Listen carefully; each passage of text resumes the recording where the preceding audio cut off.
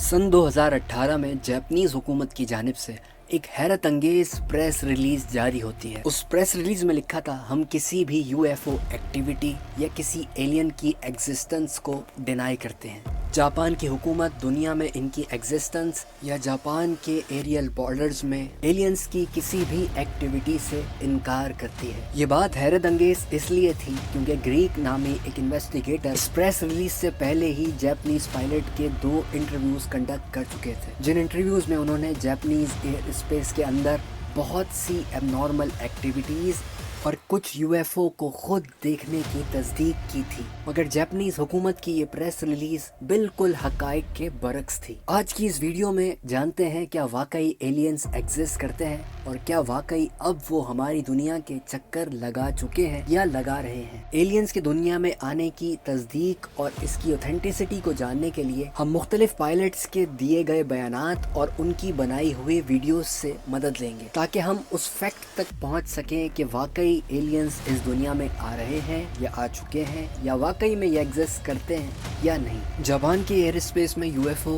कोई नई बात नहीं है। वहाँ के सिविलियंस, वहाँ के एयरफोर्स कैप्टन्स बहुत से ऐसे इंकशाफ कर चुके हैं जिसके बाद यकीन या तस्दीक होती है कि यूएफओ वाकई में एग्जिस्ट करते हैं।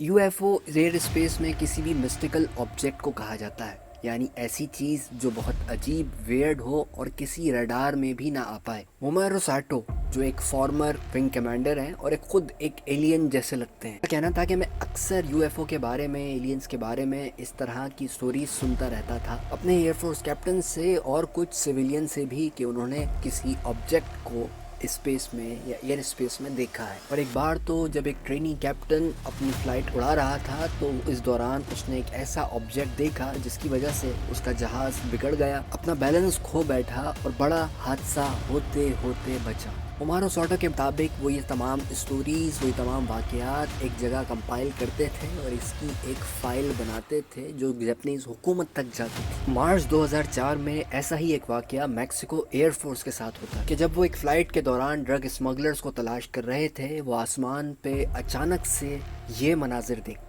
जिसमें 11 रोशनी वाले ये ऑब्जेक्ट्स उनकी सरहदी हुदूद से गुजरते हुए अचानक से 1 मिनट के बाद गायब हो जाते। आप जानते हैं ऐसा कोई भी जहाज़ या प्लेन किसी की सरहदी हुदूद में नहीं आ सकता बिना इजाज़त लिए किसी इमरजेंसी सूरत हाल में भी। ये ऑब्जेक्ट्स क्या थे और कहाँ से आए और कहाँ गायब हो गए कोई नहीं जानता, और बाद में इस बात को ये कहकर मिसगाइड कर दिया गया कि ये रोशनियां तो इसके नीचे मौजूद ऑयल फील्ड्स की वजह से हैं। इसी तरह का या सबसे खतरनाक एक वाकया अगस्त 1946 में होता है कि जब यूएस के navy officer admiral Richard Byrd Antarctica के बर्फीले इलाकों में नॉर्थ साउथ पोल की तरफ जाते हैं। अमेरिका का अंटार्कटिका के साउथ पोल में ये एक बहुत बड़ा ऑपरेशन था जिसके दौरान रिचर्ड के साथ एक ऐसा वाकया होता है जिसकी खबर उनके जिंदा रहने तक किसी को भी नहीं हो पाती। उनकी मौत के बाद उनकी सीक्रेट डायरी उनके बेटे को मिलती है जिसमें उन्होंने इस वाकये के हवाले से पूरी दास्तान लिखी होती है, जिसमें वो लिखते हैं, अंटार्कटिका पर फ्लाई के दौरान मुझे अचानक से कुछ डिस्क ऑब्जेक्ट घेर लेते हैं और मेरे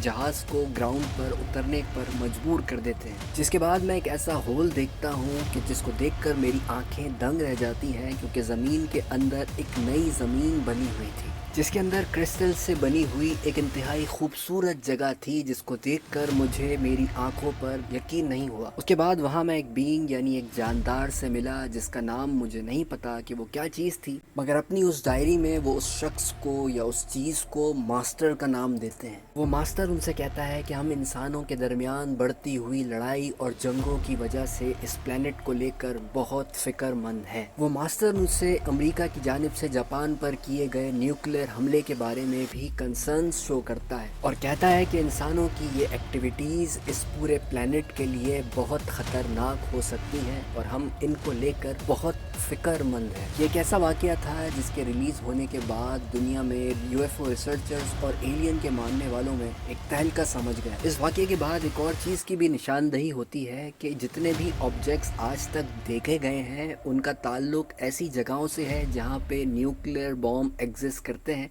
यानी वो न्यूक्लियर साइट्स कहलाती हैं।